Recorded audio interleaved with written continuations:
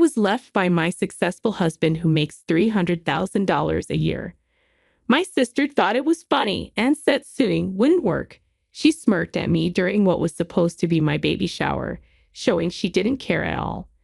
But I couldn't just keep quiet after being insulted like that. Do you really think you can wreck my family and not face any consequences? I snapped at my sister. Glaring at her, she just laughed and said, "Go ahead, take your compensation or whatever. It means nothing to me, with a husband who makes $300,000 a year. What's $10,000 or $20,000 to us, right, honey?" Then she glanced at my husband, who suddenly looked nervous. But when our eyes met, he quickly apologized.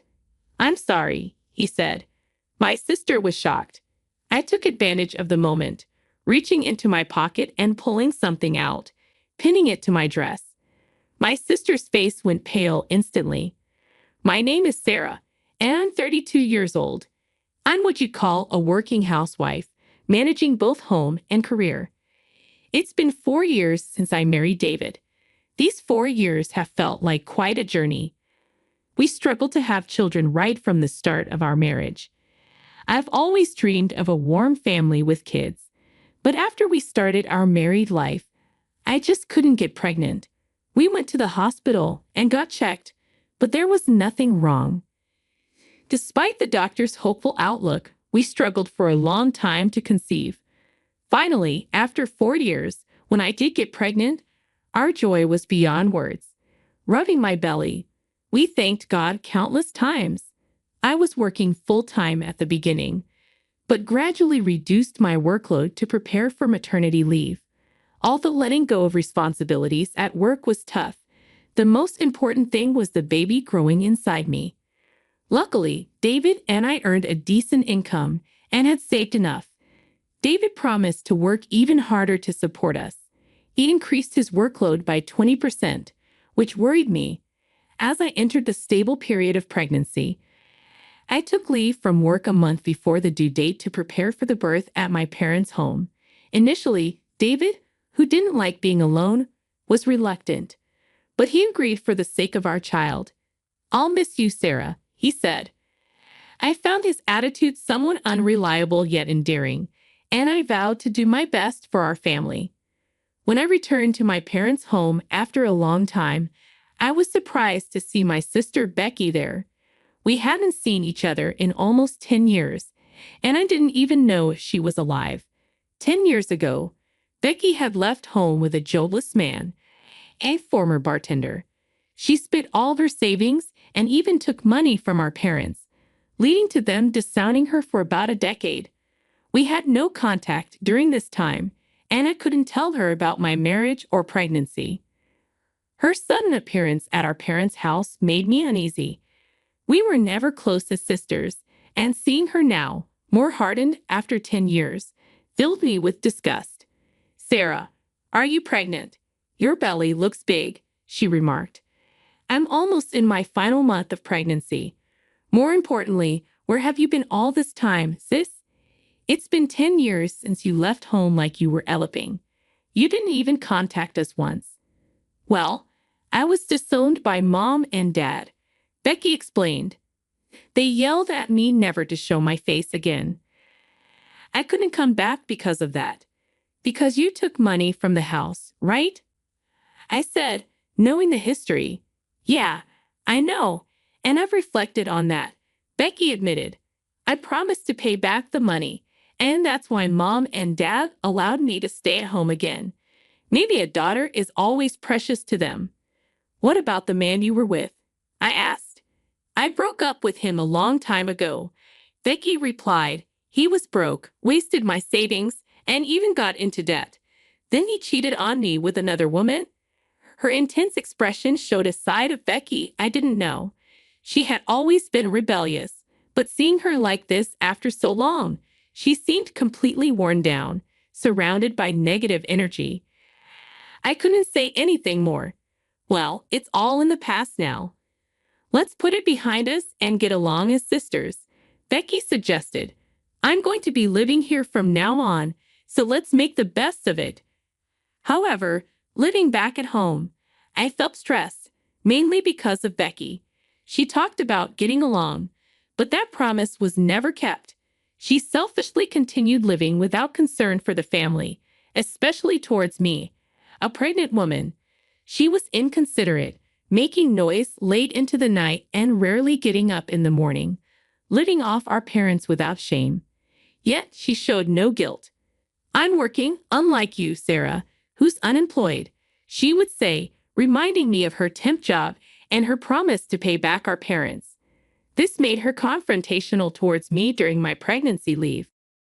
"Even if you're pregnant, you're just an unemployed freeloader, eating and sleeping all day," she'd criticize. "This is necessary for the baby in my belly. This is the most important time." I'd defend myself. Yeah, the pregnant lady is always right," Becky would snort, glaring at my big belly. She seemed annoyed that our parents were more concerned about me. One day, worried, our mother suggested to me, "Maybe you should explain to Becky that you're on leave from work, not unemployed. If she understands you're working too, maybe her attitude will change." "It's okay, Mom. I don't care what sister thinks of me. Bringing it up will just complicate things. I just want to focus on giving birth," I replied. I'm worried that she might do something. I understood my mother's concerns, but I didn't want to stress over my sister anymore. The baby was due soon, and I wanted to be a strong mother. I couldn't afford to be bothered by my sister's antics. One day, a week before my due date, my husband David came to visit me at my parents' house. He seemed uneasy in someone else's home, but was dressed sharply in a suit. I couldn't help but inwardly smile at his attempt to look good.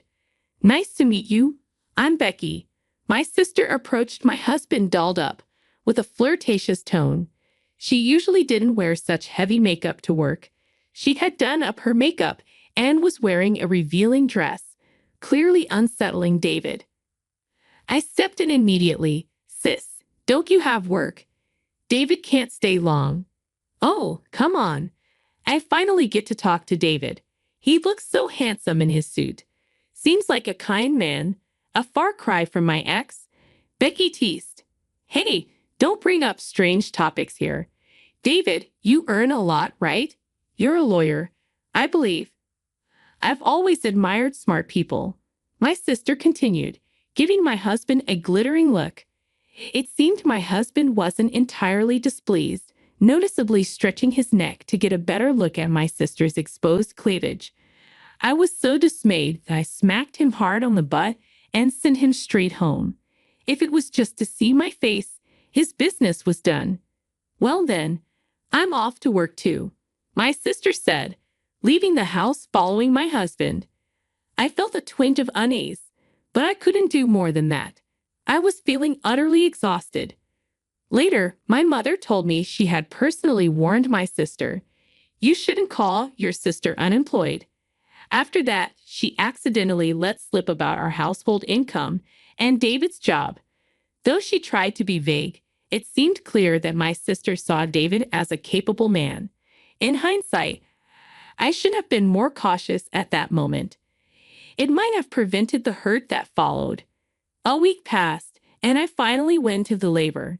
It was an agonizing day and night. When dawn broke, I was filled with indescribable happiness.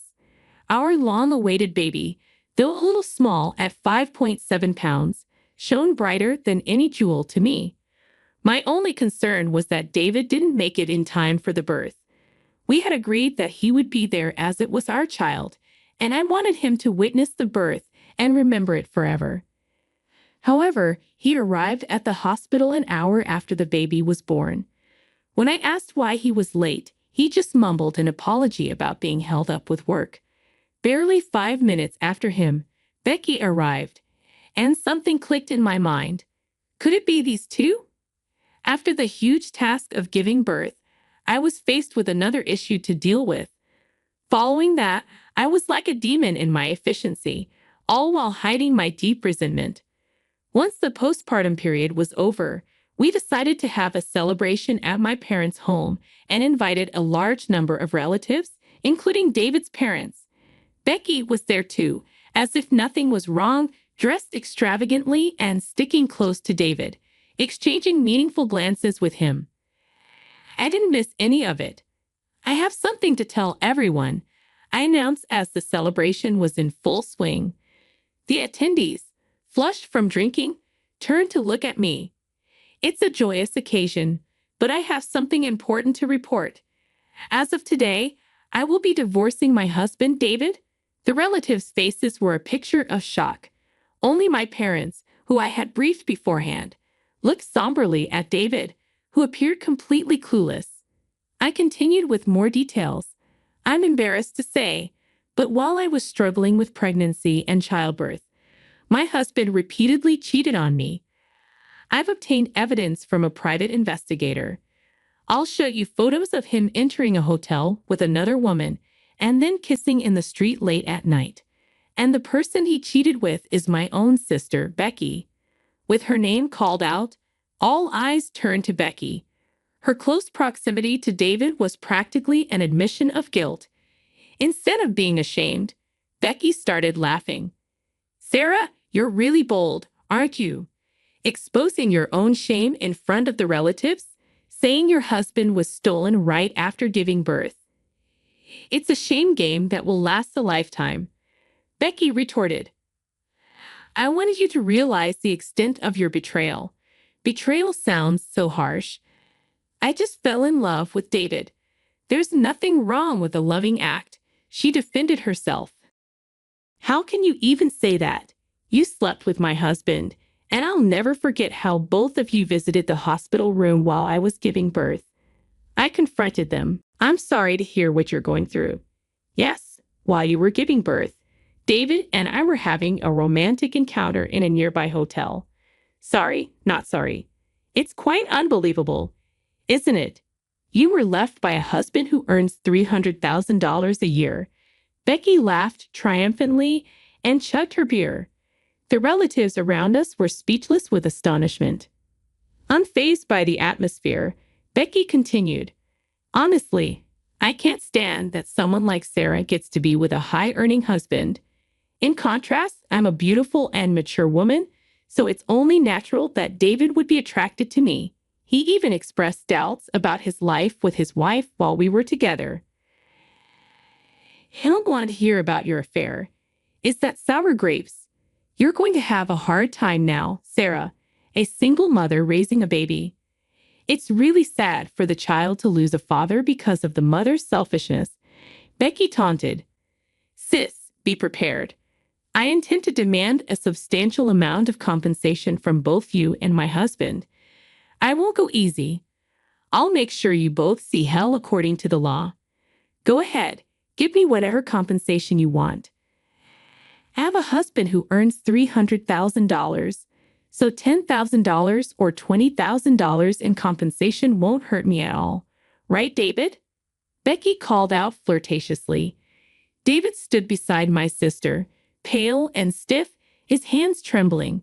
Becky looked puzzled as she called out to David, but he didn't respond. Then, as our eyes met, he suddenly shouted, I'm sorry. The most surprised person was Becky, who had been confidently attacking me. What's going on, David? Why did you apologize? I demanded. I have no other choice but to apologize. Come on, get it together. You said you'd handle it if it came to a legal dispute with your wife. You're a lawyer. You can handle any lawsuit. Becky urged him. I trusted you because you told me to leave everything to you. It was all a lie. I just said whatever came to my mouth. My relationship with Becky was just a fling, David confessed. At that moment, I decided to reveal my trump card. I pulled out a badge from my jacket pocket and attached it prominently to my chest. The badge bore a design of scales symbolizing equality. Is that what I think it is? Even Becky seemed to understand the meaning of the badge. Yes, this is a badge allowed only for lawyers, I announced firmly. I want to clarify something. I am not unemployed. I am a lawyer currently on leave due to childcare responsibilities. Once my childcare settles down, I plan to return to work. The $300,000 income you mentioned was my income before I took leave. My husband misled you about his profession. He is not a high-earning lawyer. It was a deception aimed at taking advantage of you. David is actually an office clerk at a law firm, not a lawyer like he claimed. We met at work, and our marriage was discussed despite the income difference. However, I have always tried not to judge people based on their income or status. Sarah, please forgive me. I was lonely after you went to your parents' house, and I made a mistake by getting involved with your sister. I understand if you no longer want David.